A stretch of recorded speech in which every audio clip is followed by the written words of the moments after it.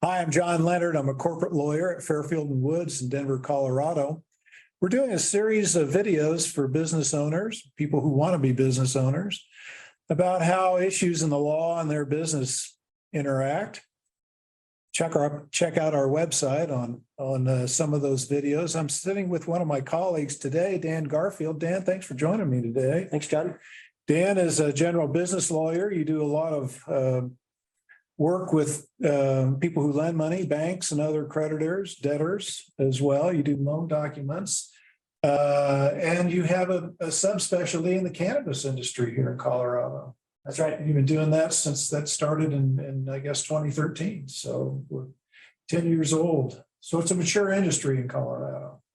Right. It's a mature industry like it is in a few other states, which has led to some distress over the last year or so.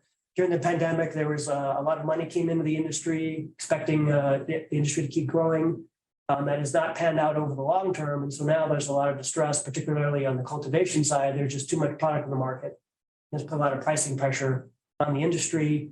And some businesses are just going out of business. They're filing for receivership. They're finding ways to have to deal with, selling product at a much lower price than what they were expecting 6 to 12 months ago. And so you're unique in that you have all the business background, but then you're also an expert in the regulatory issues, the government laws that control who can own a cannabis operation and how you sell it and those types of issues. So you've combined the two. That's right. I mean, buying or selling a cannabis business, doing M&A in cannabis is about 90% the same as in any other industry. It's another 10%, the regulatory part of it, which gets to be very complicated. It's a lot like the gaming industry. There's lots of oversight by the regulators. They want to know who the owners are. They want to know where the money's coming from, and that can affect how you buy or sell your business. It's not merely just signing a document and cash moves. There's a lot more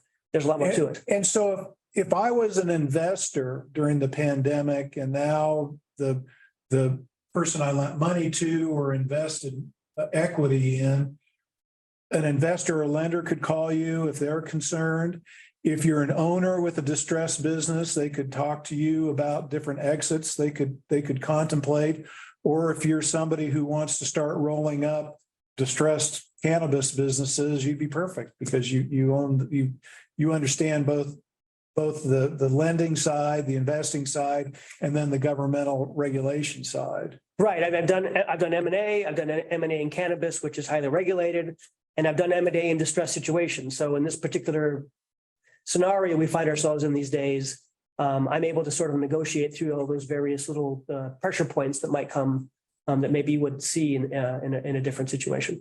What's your forecast for the next couple of years? Do you see people just going out of business, or it'd probably be smarter to call you and get some sort of value out of selling that business to another party that wants to do roll-ups or things like that? Well, I think it depends what your goals are. Are you trying to make it through the next few years because you think you've got the right product or product mix to do well? You just want to write it out and figure out ways to deal with it.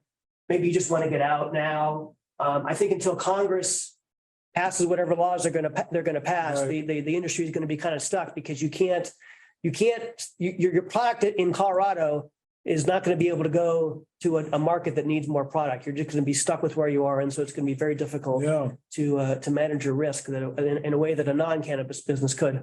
Right. Well, we tell our clients to make good decisions based on good facts. And it's really hard to make that decision, though, if you don't have somebody like Dan to give you the options that you might have. So please call Dan if you have questions about the cannabis industry, how to get into it and how to get out of it, I guess. So thanks for joining us. Thanks, Sean.